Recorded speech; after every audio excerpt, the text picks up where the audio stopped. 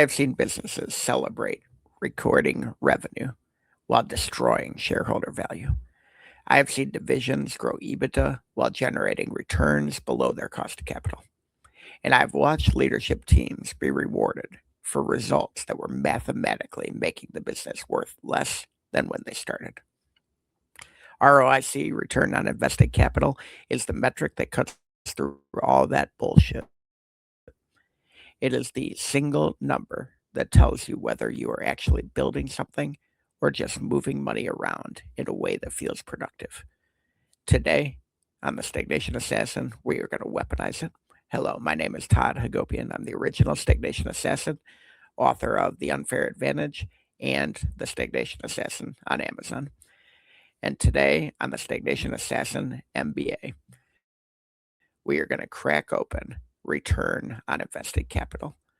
I'm going to tell you exactly what they teach you in the program, what they leave out, and what you actually need to know if you're running a real business in the real world. ROIC is the rare metric that both Buffett and McKinsey agree on.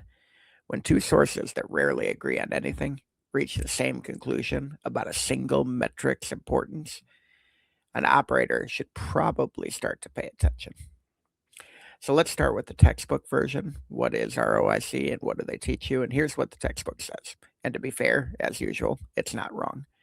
Return on invested capital measures the efficiency with which a company deploys its capital to generate returns. The formula is simple. ROIC equals NOPAT divided by invested capital. NOPAT is net operating profit after tax. It is operating income adjusted for taxes on operating income. Invested capital is the total capital deployed in the business. Equity plus interest-bearing debt or equivalently fixed assets plus net working capital. The result is a percentage return that can be compared to the company's cost of capital.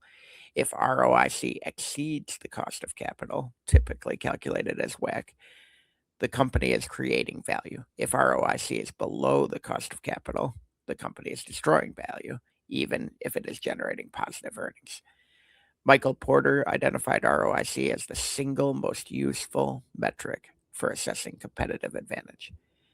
McKinsey's valuation framework, documented in Valuation by Kohler, Gethard, and Wessels, places ROIC at the center of value creation analysis. Warren Buffett's concept of return on equity is closely related, and his emphasis on businesses that earn high returns on capital consistently has been the foundation of Berkshire Hathaway's investment philosophy for decades. Let's look at the real-world debrief. Where does this hold?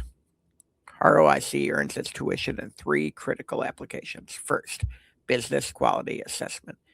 When I evaluate a business, whether as an operator or as part of an acquisition assessment, ROIC will tell me immediately whether that business has a competitive moat. Businesses that consistently generate ROIC above 20% have something that is working very well and it is difficult to replicate.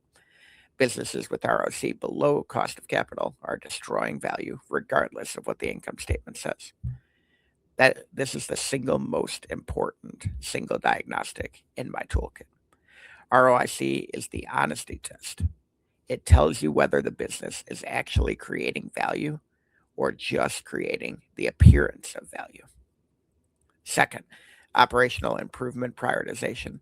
The DuPont decomposition of ROIC, breaking it into margin and asset turnover, immediately reveals whether value creation opportunity lives primarily in the income statement or on the balance sheet. This is the 80-20 matrix applied to financial improvement. Find where the leverage is and go there first. Third, capital allocation discipline. In my turnaround work requiring business units to project ROIC on every capital request, not just NPV or payback period, fundamentally changes the quality of the request. Managers who know their investment will be evaluated on return on capital tend to request less capital and project more realistic returns. Let's look at the operating room, though. Where does this break down? ROIC has three implementation challenges in operating environments. Challenge one, it's harder to calculate than simpler metrics. NOPAT requires adjusting operating income for taxes on operations, not reported taxes. Invested capital requires careful definition of what counts as operating capital versus excess cash and financial assets. Different analysts make different choices in these calculations, producing different ROIC numbers for potentially the same businesses. And that does create room for gaming the system. Challenge 2, ROIC is a backwards-looking metric. A business making large growth investments today, building manufacturing capacity, expanding into new markets, acquiring other businesses, will show depressed ROIC in the investment period. Punishing growth investment with a low ROIC score can discourage exactly the capital deployment that creates future value.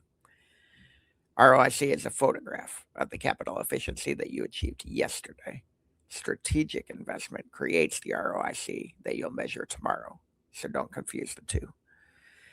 Challenge 3, ROIC doesn't distinguish between sources of return. A business with 25% ROIC because it has a genuine competitive moat, and a business with 25% ROIC because it has been starved out of reinvestment capital look identical on ROIC.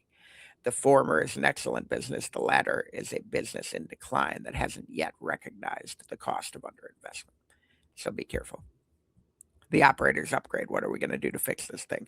3 moves to weaponize ROIC in your organization. First, calculate it for every business every quarter. Benchmark against the cost of capital, against the industry peers. Make it visible to every business unit leader. Accountability to ROIC changes investment behavior more reliably than almost any other single governance action. Second, use the DuPont decomposition to identify the lever. Is your ROIC challenge a margin problem? Improve operating efficiency and pricing. Or an asset turnover problem? Reduce invested capital per dollar of revenue through better working capital management and asset utilization. The intervention is completely different depending on which is the constraint. Third, you have to apply the 80-20 matrix to your ROIC distribution across products and customers. In most businesses, a small number of products and customers generate returns well above the cost of capital. A large number generate returns well below the cost of capital. The strategic question is, what would happen if you stopped serving your lowest ROIC customers and eliminated your lowest ROIC products? The answer is almost always margin improves dramatically. I'm just going to tell you. Let's look at the Stagnation Assassin verdict. We weaponize this thing. ROIC is the single most important metric in your operational toolkit. It is the honest answer to the question every business exists to answer. Are we creating value or are we destroying value? Learn to calculate it, track it quarterly, decompose it to identify the leverage point, and benchmark it against your cost of capital. Everything else is just context. So that's ROIC, the metric that tells you the truth about value creation. For more on financial